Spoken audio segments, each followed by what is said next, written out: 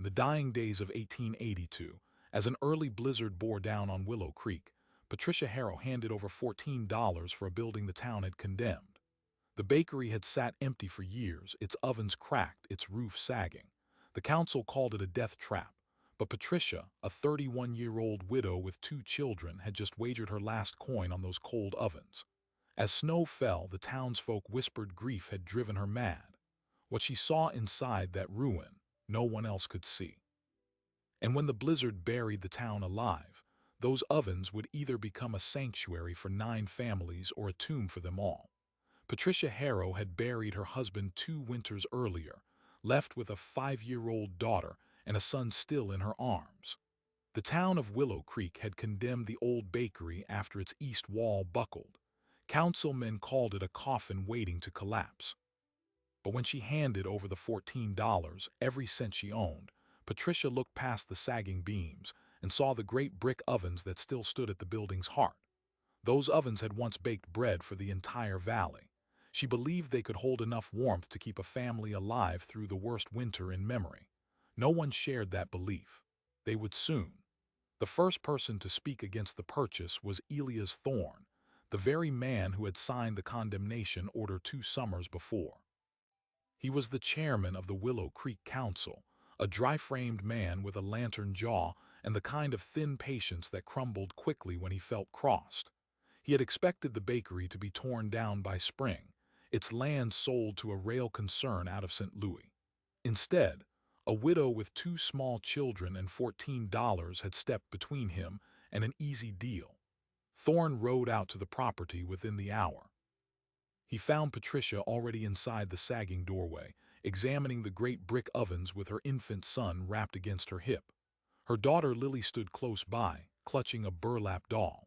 Thorne did not waste time on pleasantries. He told Patricia the building was unfit, that winter would finish what time had started, and that the council could not be responsible for what happened to her inside those walls. Patricia listened without arguing. She did not step aside.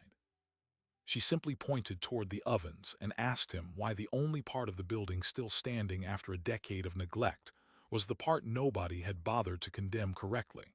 Thorne had no answer for that, and that silence marked the beginning of a war he did not yet know he was in.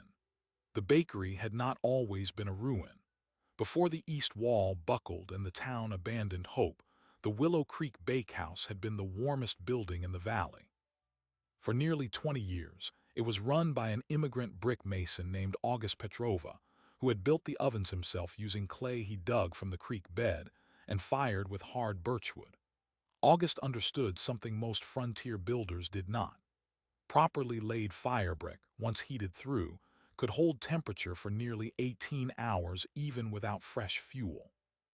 In the coldest months, bread bakers would finish their work before midnight and spread blankets over the bricks, so poor families could sleep in shifts until dawn. No one froze inside the bakehouse during August's time. That was the secret Patricia had remembered, and it was the only inheritance she had left.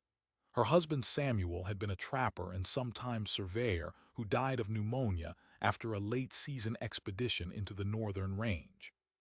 He left behind a small cabin on the edge of Willow Creek, a rifle, a crate of survey maps, and a debt to the general store that ate through Patricia's savings before the first frost. By the autumn of 1881, she was trading her late husband's tools for flour and burning fence rails just to keep the children warm. She had watched the condemned bakery sit untouched through 2 winters, its roof groaning under snow but never fully collapsing. One cold morning, while she passed the building on her way to the creek, she noticed something that stopped her cold. Frost covered every exposed surface in town except one. The brick faces of the old ovens, still visible through a broken section of wall, were completely dry. The heat of the sun had been enough to warm them even through the cracked masonry. She realized then that the ovens were not merely surviving the weather. They were still fighting it. The council auctioned the building on the 3rd of September, 1882, after a surveyor finally declared it too dangerous to leave standing without repairs no one wanted to fund. The opening bid was $2. Patricia had $14.31. She bid in 50-cent increments, each one drawing stares from the handful of men gathered around the auction table. When the bid stalled at $12, she raised her hand one last time. 14. A farmer named Brawley shook his head and walked away. The council took her money, gave her the deed, and warned her that if anyone died inside that building, the blame would rest entirely on her shoulders. Patricia did not flinch. She folded the deed into her apron and walked back to the bakery with Lily tugging at her skirt. That evening, she lit a small fire in the smallest of the 4 ovens, just enough to test whether the brick would still pull heat the way she remembered. By dawn, the entire front room was warmer than her cabin had ever been. She began working on the building the same day, ignoring the townspeople who paused to watch her haul broken boards from the collapsed porch. She could not afford lumber, so she salvaged timbers from an abandoned freight wagon at the edge of town. She patched the east wall with a mortar of creek clay and straw she beat together with a flat stone. She cleared the chimney with a broom made of tied willow switches. The work was slow and punishing. Lily helped carry water in a tin pail while the infant slept inside the warm hollow beneath one of the ovens. Still, the roof sagged, and every gust of wind sent dust sifting from the cracked timbers above. Patricia knew she was racing a season that did not forgive slow workers. The first real test of her resolve came in mid-October when the council sent a formal notice. The building was still listed as condemned. By law, no person could legally reside inside its walls until a licensed engineer approved the structural integrity. There was no engineer within 60 miles, and the council knew it. The notice was not a warning. It was a threat dressed in ink. If Patricia stayed, she could be removed by the marshals. If she left, her children would face the winter in a drafty cabin with no firewood and no hope. She had 7 days to respond. Patricia wrote her reply on the back of the same notice using a pencil stub and gave it to Lily to deliver to the town clerk. It read only 4 words: "Come inspect it yourselves." And then the weather turned. The first hard snow arrived on October 29th, 2 weeks earlier than any almanac predicted. Within 6 hours, Willow Creek was buried under a foot of wind-packed powder. The temperature dropped as if a door had blown open to the north. Patricia woke that night to a sound she had dreaded since the day she paid her $14. Somewhere above the ovens, a beam was cracking. Not shifting, not settling, cracking. She lit a lantern and stood in the center of the bakery floor, staring up into the darkness where the roof timbers groaned under the new weight. Lily was crying silently beneath the blanket. The baby had gone still. And then, cutting through the howl of the storm outside, came a sharp knock at the door. Not the wind. A fist. Hard, panicked, and urgent. The door swung open and Mary Brawley fell inside, dragging 2 half-frozen children and a story that had no words. Her husband, the farmer who had shaken his head at the auction, was still out there somewhere, pinned beneath the collapsed wall of their sod house 2 miles west. She had dug the children out with her bare hands. The oldest, a boy not much older than Lily, was blue to the wrists. Patricia pulled them inside without a word, kicking the door shut against the roaring white mouth of the blizzard. She led them straight to the smallest oven, the one she had fired earlier that night, and pressed their trembling bodies against the warm brick. Lily watched from the blanket pile, her doll forgotten. The infant slept on, too young to know the world outside was trying to kill them all. Mary could barely speak, but the truth came through in broken pieces. The storm had collapsed 6 structures already. Patricia listened while she worked, stoking the second oven with the last of her dry split pine. The bakery began to hum with heat that had no business existing inside a condemned shell. The great ovens, built by August Petrova with clay that had once been a creek bank, drank the flames and gave back a steady, deep warmth that climbed into the walls and settled there like a living thing. Patricia did not pray. She measured. She knew the ovens could hold 18 hours of warmth once saturated. She had counted the families within walking distance. There were 43 people between the bakery and the North Ridge. If the storm lasted longer than a day, most of them would not survive. That was when the second knock came, then a third within the hour. By midnight, 14 people crowded the bakery floor. The wheelwright had arrived with his apprentice, dragging a sledge of tools and blankets. Then the widow Crane with 4 grandchildren who lived in a hollow that was now adrift. Patricia assigned each family a zone along the oven line according to age and need. The youngest children slept nearest the brick. The strongest men took the outer positions near the drafty east wall. She told them to stack their bodies in rows like cordwood because shared warmth was the only currency left. And the ovens kept burning. She rationed the wood. She had stored no more than 2 days' fuel inside. The rest was buried beneath a snowdrift that now rose past the windows. So she took the axe to the broken freight wagon timbers she had used to patch the porch, breaking them into burning lengths while the storm freight trained overhead. The roof groaned in long, deep notes, and everyone inside heard it. The beam above the main room had not stopped cracking. It had only paused. Now, under the weight of 3 feet of wind-packed snow, it began to settle again, a sound like a heavy man slowly lowering himself into a chair. The wooden splinters separating now. Patricia stood beneath it with a rope she had soaked in water to stiffen the fibers, then tied it around the beam and anchored both ends to the iron brackets of the middle oven. It was not permanent. It was a finger in a crack, but it would hold the roof for another night, probably. That word never left her lips. By dawn, the storm had erased the world outside. There was no town, no road, no sky. Only a pale gray void that pressed against the shuttered windows and hissed through every gap in the mortar.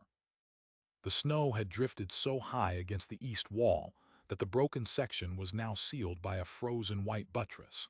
Nature had unknowingly reinforced Patricia's weakest point. She stood with a cup of melted snow water and studied the drift through a crack in the shutter. The wind was still breaking wrong around the building. She could hear it, not the clean howl of open prairie wind, but a jagged, broken turbulence like the sound Parker Vale had learned to read in a different basin 7 years earlier. The bakery was not just surviving the storm, it was beginning to reshape it. Inside, the refugees had settled into the strange routine of the trapped. Mary Brawley's husband had not been found, but she held her children and said nothing, a grief locked behind a face that refused to crack. The wheelwright, a practical man named Dahlin, helped Patricia reinforce the east wall with heavy shelving planks torn from the old flour racks.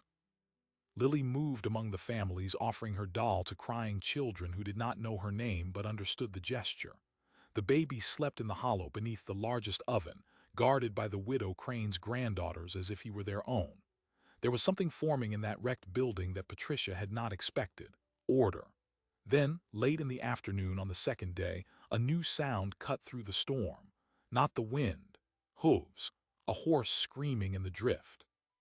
Patricia opened the door to find a man half buried in the snow 10 yards from the porch, struggling to free his mount.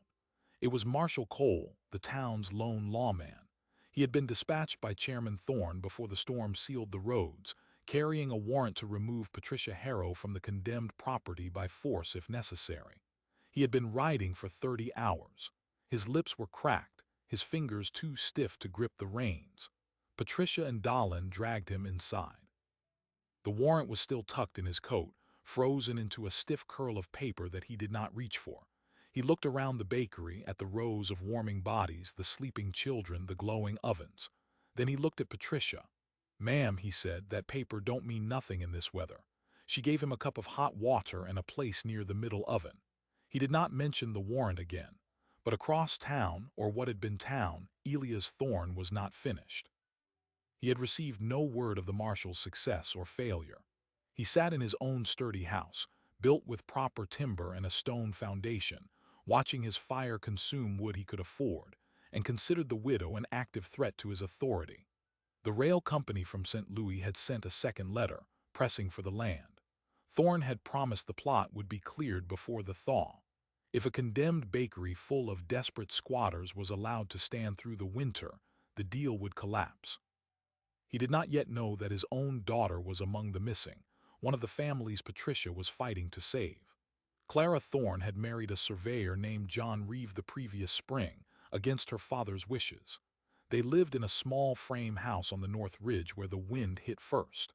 When the blizzard began, John had tried to lead Clara south toward town, but a whiteout had swallowed the road. They had turned back too late.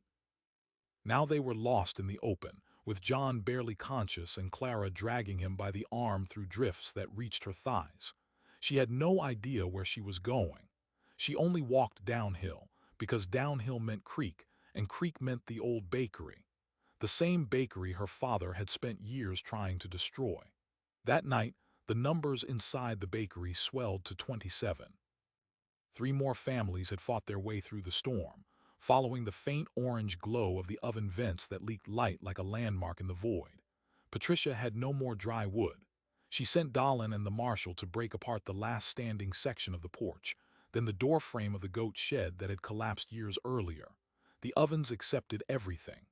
Brick, once fully heated, does not ask what fuel it burns.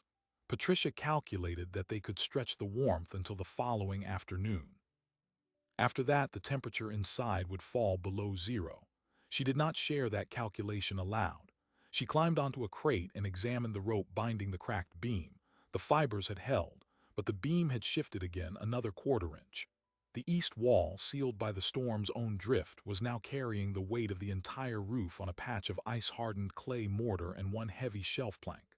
The structural math was turning against them, and yet the children slept. The ovens glowed. And outside, the wind was no longer the victor.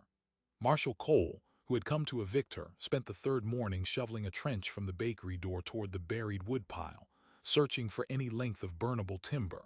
He found the remains of an old flour barrel and a stack of dried vines she had pulled from the creek bank months earlier. Every scrap added an hour.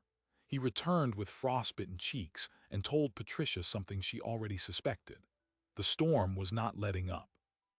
If anything, a second front was moving in, colder than the first. The temperature fell so fast that water thrown into the air froze before it hit the snow. Inside, the families pulled closer together, layers of bodies and blankets becoming a single living insulation. Patricia walked among them, checking hands and feet for frostbite, counting pulses, rationing the last of the melted snow water. She had become, without any title, the mayor of a fragile republic inside a collapsing building. Then came the sound that changed everything. Not the roof, not the wind. A fist weakly slapping against the boarded window, not the solid knock of someone strong. The desperate dying flutter of someone who could barely lift their arm. Patricia and Dahlan tore the boards free. Into the bakery fell Clara Thorne, half dead, her arms locked around her unconscious husband. Snow had frozen their clothing together. Her father's last name was carved into her face, but Patricia did not ask. She just dragged them both to the warmest oven, the one where the baby had slept, and began rubbing Clara's hands while Mary Brawley worked on John's fingers. Slowly, the warmth seeped back. Clara opened her eyes. She looked around the crowded bakery, saw the families her father had called squatters, and whispered a sentence that broke the last silence in the room. "He told me this place would kill us." By nightfall, the 9th family was inside. 41 souls now crowded a building condemned for 12. The ovens, still glowing, had done what the council said was impossible. They had held. And then, as if the storm itself understood the symbolism, a sudden shift of wind slammed a fresh wall of snow against the east side, and the lower section of the patched wall buckled inward with a crack like a gunshot. Cold exploded into the room. Children screamed. Dahlan threw his shoulder against the splitting timber. Patricia grabbed a heavy iron bake paddle from the wall and drove it into the floor as a brace, shouting for the marshal to pile anything heavy against the breach. The storm had found its opening. Dahlan's shoulder was the only thing between the blizzard and 41 souls. The jagged plank that had split from the wall drove into his upper arm like a blunt axe, but he did not move. He screamed for the marshal, and Cole was already there, dragging a 2-man wood saw from the sledge. He drove the blade through the gap and leveraged it sideways, forcing the splintered timber back toward its frame. Patricia rammed the iron bake paddle into the floor at a 45-degree angle and jammed the handle against the plank's bottom edge, creating a rough wedge. The paddle bent.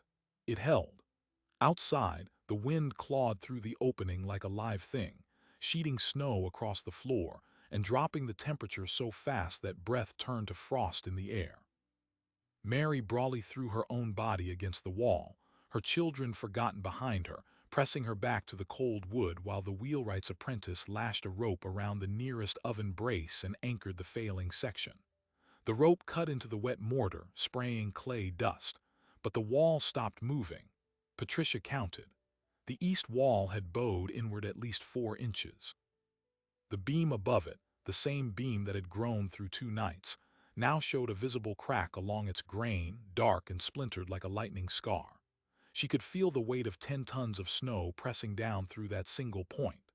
If the beam went, the roof would peel open, and the storm would fill the bakery with snow in minutes, burying them all exactly where they slept. She climbed onto a barrel and pressed her palm flat against the cracked timber. It was warmer than she expected. Not from the ovens, but from the friction of the settling load. The wood was grinding against itself. She stepped down and called for the marshal and Dahlin to shift the heavy flour trough across the floor, directly beneath the beam. The trough was solid oak, 6 feet long, thick as a man's chest. They wedged it upright, packing snow around the base to freeze it solid. If the beam gave way, the trough might hold long enough for them to flee. Might. That word again. Outside, the storm had reached a pitch that the oldest homesteaders later described as biblical. Wind lashed the basin at 60 miles per hour, driving ice crystals that could flay exposed skin in under a minute. Entire wagons were vanishing. Livestock froze standing in their stalls. 2 miles north, the Brawley farmhouse, already collapsed, disappeared completely, its chimney the only marker left above the drifts. Nobody yet knew if Samuel Brawley was dead or alive. But inside the bakery, the great oven still held. The mass of 27 bodies, now 41, generated a moist heat that the thick brick absorbed and returned in a slow rhythm. Patricia could feel it on her skin when she stood near the middle oven. The temperature inside the main room hovered just above freezing, not warm enough for comfort, but enough to keep fingers from going black. That margin was shrinking. At the darkest hour, a woman from the Ridge families began coughing, a deep, wet sound that Patricia recognized as pneumonia. They had no medicine, no clean water beyond what they could melt from snow scooped near the door, no food except a few strips of dried venison the wheelwright had in his coat. Patricia had not eaten in 2 days. She gave her portion to the children. The storm was not the only enemy now. Starvation and sickness were clawing at the walls just as the wind did. Patricia looked at the ovens and realized she would have to make a choice. She could keep the fires burning with what little she had left, or she could let the ovens cool and save fuel for cooking what remained of the flour that had spilled from an old barrel. She chose the ovens. Fire was the only medicine that worked against the cold that killed. The hunger they could survive a few days longer. She took the axe to the bakery's own inner door, splitting the dry pine into kindling. The marshal watched and said nothing. By now, the warrant in his coat had become a relic. He had sworn to enforce the law, but the law had never planned for a widow with iron in her spine and ovens that refused to die. He pulled the frozen paper from his pocket and without a word dropped it into the nearest oven. The flame curled it into black ash. That was his resignation and his oath, all at once. At dawn on the 3rd full day, the wind shifted. Patricia felt it before she heard it. The furious clean howl that had besieged the building began to break apart, fraying into smaller gusts that slapped the walls from strange angles. She stepped to the shuttered window and pressed her eye to a crack. The snow had stopped falling. The sky was a pale, sick yellow. The storm was not finished. It was circling, drawing back for one final assault. She gathered everyone who could stand. The able-bodied men and women formed a perimeter along the east wall, pressing blankets and clothing into every gap. They stacked the last of the heavy freight timbers against the buckling section. They braced the trough with another rope, this one tied to the iron ring of the great oven's door. And then they waited. The final blast hit just after noon. It came not as a continuous wind, but as a single, hammering wave of pressure that lifted the eastern drift and slammed it against the bakery like a cannon shot. The building shuddered. The cracked beam dropped half an inch with a sound like a giant snapping his fingers. The trough splintered at the base. The rope held. And then, as suddenly as it had come, the wind collapsed. The pressure vanished. A strange, heavy silence settled over the valley. Patricia stood frozen for a full minute, listening, nothing. She cracked the door and a soft, dry cold drifted in, but the violence was gone. The blizzard of 1882 had broken. The sun, pale and distant, shone through a thinning veil of high clouds. Snow covered the world in sculpted waves and sharp white peaks. Willow Creek as a town had ceased to exist for the moment, but the bakery still breathed. It took most of that day to dig free. Dahlin and the marshal tunneled through the drift that had sealed the door, finding the buried porch and then a narrow path toward the road. The temperature had risen slightly, a mercy, but not enough to melt. The survivors inside the bakery were weak, hungry, and some were ill, but every single person who had sheltered within those walls was alive. News of that fact spread as fast as a man could walk through deep snow. By evening, a second marshal had arrived from the county seat, summoned by someone who had feared the worst. They found 41 people inside a building that lacked a proper roof, lacked an east wall, lacked any legal right to exist. And they found the dead warrant in the ashes of the oven. Elias Thorne heard the news from his own foreman, who staggered into the chairman's house with a frozen beard and a look of disbelief.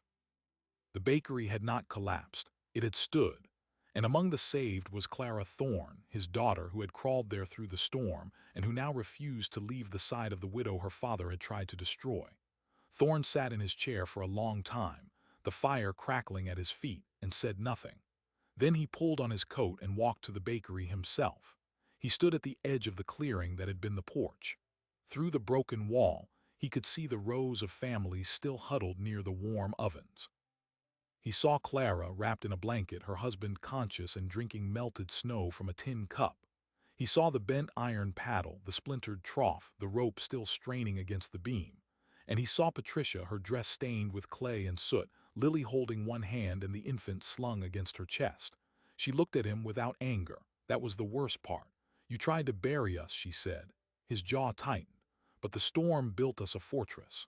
Thorne turned and walked back through the snow. He did not offer thanks. Not yet.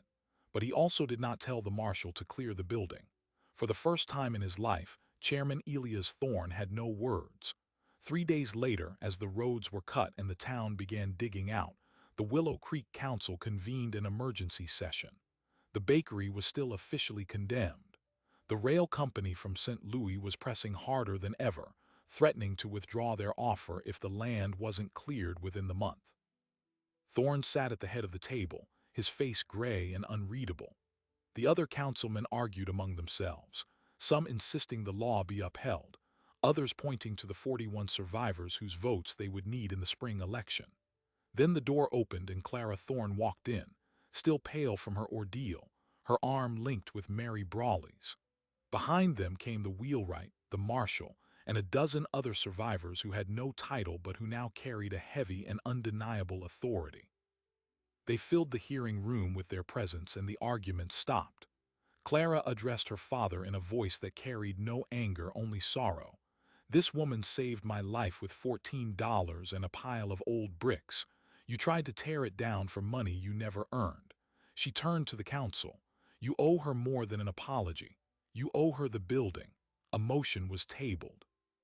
The council would either vote to fully fund the restoration of the Willow Creek Bakehouse, turning it into a permanent storm shelter for the town, or they would vote to demolish it and hand the land to the railroad. The vote would be decided in the morning, and Elias Thorne, the man who had started the war, was the tie-breaking vote. That night, he did not sleep. He sat by his window, staring toward the bakery where light still glowed from the oven vents, and finally understood that the building he had condemned might be the only thing that could save his soul. The council voted at 9 o'clock on a morning that still carried the deep bite of the retreating storm. Every bench in the hearing room was full. Farmers in patched coats stood shoulder to shoulder with storekeepers who had once whispered that Patricia Harrow was a madwoman. Mary Brawley sat in the front row, her 2 children on either side, her face still bruised by grief but lifted now toward something like hope. Marshal Cole stood near the door, arms crossed, watching Elias Thorne with the same patience he had learned inside the bakery walls. No one spoke above a murmur. The air had the weight of a decision that would ripple far beyond Willow Creek. The clerk read the motion aloud. It was simple enough to be permanent. The condemned bakery at Lot 12, County Road, would either be torn down at the town's expense and its land sold to the St. Louis Rail Company, or the council would fully fund its restoration as a public storm shelter under the title of the Willow Creek Safe House, placed in perpetual trust for the residents of the valley. The first option meant a one-time payment and the erasure of a problem. The second meant an ongoing cost and an admission that the council had been wrong. For men like Elias Thorne, being wrong was harder than being cruel. The councilmen voted one by one, 2 yes for demolition, 2 yes for restoration. The room held its breath. Elias Thorne sat at the head of the table like a man carved from old wood. His fingers rested on the polished surface, motionless. He had not slept. The skin beneath his eyes was gray and loose. He had stared at the bakery light until his candle burned out, and in that darkness he had finally understood something that frontier life had never taught him before. A man could lose power by holding onto it too tightly, or he could lose his daughter instead. He raised his eyes. They found Clara at the back of the room, standing beside Patricia Harrow. The widow's dress was still stained with clay soot, her hair still pulled tight in a knot she had not undone in 4 days. Lily held her hand. The infant slept in the marshal's wife's arms. Patricia did not look away from the chairman. She had faced the storm. She could face a vote. Thorne's voice, when it came, was dry and low. "I vote for restoration," he said, "full funding." And then he did something that stunned the room into absolute silence. He reached into his coat and withdrew a worn leather purse. From it he counted out exactly $14 in worn coin and paper and set it on the table. "The purchase price," he said. "Return to Patricia Harrow with the council's apology. The building is hers in trust. The town will pay for the rest." The clerk stammered that there were no legal provisions for such a gesture. Thorne cut him off. "Then write some." The railroad representative, a thin man from St. Louis named Hollies, stood to protest. The land had been promised, the contracts were drafted, and the company would not be made a fool of by small-town sentimentality. But before he could finish, the wheelwright stepped forward and placed his heavy workman's hands on the table. He had repaired wagons for the rail company for 10 years. If they pulled their business from Willow Creek, he said, they would find no other wheelwright within 100 miles who could match his ironwork. The widow Crane added that her late husband had graded the rail bed through the North Pass, and her grandson still held the right-of-way maps.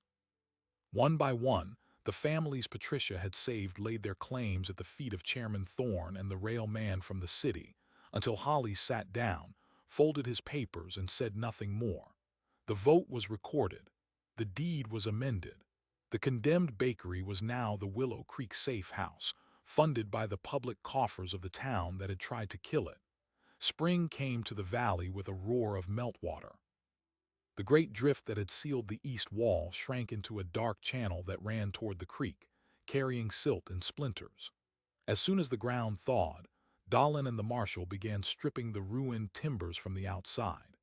Patricia oversaw the work with a bundle of sketches she had drawn on flattened grain sacks, marking where the new braces would go and how the roof line should rise 5 feet higher to shed wind. The council hired 2 masons from the county seat, but the real labor came from the valley itself. Farmers who had once shaken their heads at the auction now arrived with wagons of field stone and rough-cut cedar. The wheelwright forged new iron braces for the oven doors. Mary Brawley, who had lost her husband to the storm, spent her widow's summer mixing mortar and teaching Lily how to read from a primer she found in the old bakery's back room. The ovens were the heart of the restoration. The masons wanted to tear them out and rebuild with new fire brick, but Patricia refused. She called for August Petrova's son, a quiet brickmaker named Anton who lived 3 towns over. Anton came in a wagon loaded with tools his father had used, and he spent 2 weeks carefully repointing the cracked mortar, replacing only the bricks that had spalled beyond use. He showed Patricia the secret his father had hidden in the clay all along. Each brick contained a fine dust of ground creek shell, a natural lime that made the clay harder with every firing. The ovens had not just survived the blizzard. They had grown stronger with every day of heat. The roof went on in June. The east wall, rebuilt with heavier plank and a stone foundation, stood straight against a pale summer sky. The beam that had cracked during the storm was replaced with a single length of old-growth pine donated by a logger whose wife had been one of the 41. The iron bake paddle, still bent from its use as a brace, was mounted above the main door with a brass plaque that read, $14. In the years that followed, the Willow Creek Safe House became something no one had predicted. It was not simply a shelter. It was a landmark of survival. Every winter, when the first hard snow blew down from the northern ridge, families from the outlying claims would gather there by habit, bringing blankets and canned goods to stock the shelves in the building's new dormitory wing. The ovens were fired on the 1st of November and not allowed to cool until the thaw. Patricia baked bread there every Saturday, using a sourdough starter she had carried from her cabin, and the smell of that bread drifted through the town like an announcement that the world had not ended yet. Anton Petrova built 2 more ovens in his father's original style, and together the 4 brick chambers could hold enough heat to warm the entire building for 2 days without refueling. The safe house became a library, a meeting hall, and a place where the children born after the storm learned the story of the woman who had paid $14 for a ruin. 9 families had sheltered inside the bakery during those first 3 days. The Brawleys, the Wheelwrights household, the widow Crane and her 4 grandchildren, Clara and John Reeve, and 3 others who had staggered out of the white void as the drifts climbed. In the years that followed, those 9 families became the core of a new Willow Creek. They intermarried, they traded land, and they told the story so often that it became part of the town's identity. When census takers came through in 1890, they found that every child born to those 9 families had a middle name drawn from the bakery's history. There were children named Oven, children named Harrow, and one boy named 14 who grew up to be the town's first volunteer fire chief. But the surprising detail, the one that would not come to light until long after Patricia was gone, rested inside the great middle oven itself. During a routine cleaning in the winter of 1902, a young machinist named Jacob Reeve, Clara and John's son, was scraping years of ash from the fire chamber when his knife struck something solid. It was a small iron box, rusted shut, buried deep beneath the fire floor. He pried it open and found a single sheet of paper, folded into a tight square. The ink had faded to brown, but the words were still legible. It was a letter from August Petrova, written in 1864, the year he laid the first brick. He had built the ovens not merely for bread, but as a sanctuary against the storms he knew would come. He had prayed, he wrote, that no one would ever need to use them for that purpose. But if they did, he asked only one thing, that future generations remember that the strongest walls are built with what the earth freely gives. Beneath the letter was a single silver dollar, minted in the year the bakery was built. Jacob Reeve cleaned the coin and gave it to Patricia's daughter Lily, who was by then a grown woman with children of her own. She received it in the safe house kitchen, standing before the ovens that had saved her life. She did not speak for a long time. Then she opened the oven door, still warm from the morning's fire, and placed the dollar back inside, sealing it behind a loose brick. That silver dollar is still there. The safe house still stands. And the town that once called Patricia Harrow a fool now puts her name on every map of the valley.